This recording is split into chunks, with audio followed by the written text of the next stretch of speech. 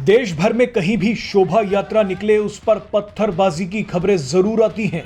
हरियाणा में जो हुआ वो कुछ ज्यादा ही भयानक था। जिस तरह से भीड़ ने हिंदुओं की शोभा यात्रा पर हमला बोला वो किसी जंग की तैयारी से कम नहीं था।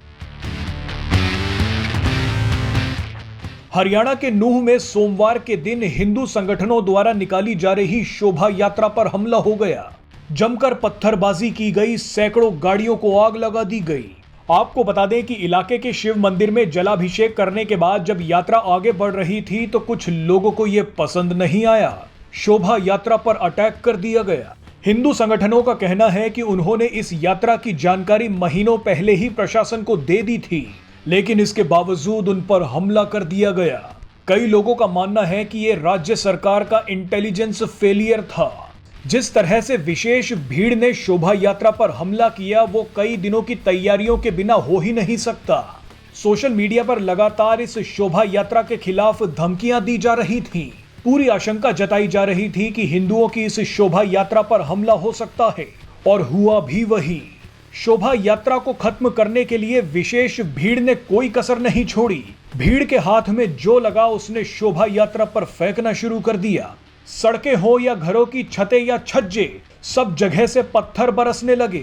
जिस रफ्तार से शोभा यात्रा पर पत्थर बरस रहे थे वो गोलियों से कम नहीं थे।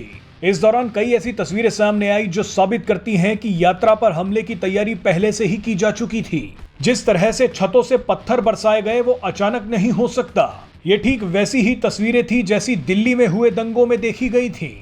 आपने देखा होगा कि कैसे हमले से पहले घरों की छतों पर और कई बार तो मस्जिदों की छतों पर पत्थर जमा कर लिए जाते थे। अब हरियाणा के नूंह और मेवात में भी यही हुआ। आपको बता दें कि नूंह में भड़की हिंसा की चिंगारी मंदिरों तक पहुंच गई। दंगाइयों ने मंदिरों में भी तोड़फोड़ करने की कोशिश की। बताया जा रहा है कि नूंह के नल्हड़ शिव मंदिर में 2000 लोगों को छुपना पड़ा। ये सभी लोग शोभा यात्रा में शामिल होने आए थे। दंगाइयों की भीड़ इतनी बेकाबू थी कि उन्होंने मंदिर के आसपास के घरों पर भी पत्थरबाजी करनी शुरू कर दी। जानकारी के लिए बता दें कि हिंसा की आग अब गुरुग्राम और फरीदाबाद तक पहुंच गई है। इस हिंसा में 2 होमगार्ड्स समेत 3 की मौत हो गई है, जबकि 10 से ज्यादा पुलिसकर्मी घायल हैं। इलाके में कर्फ्यू लगा दिया गया है और इंटरनेट को रोक दिया गया है।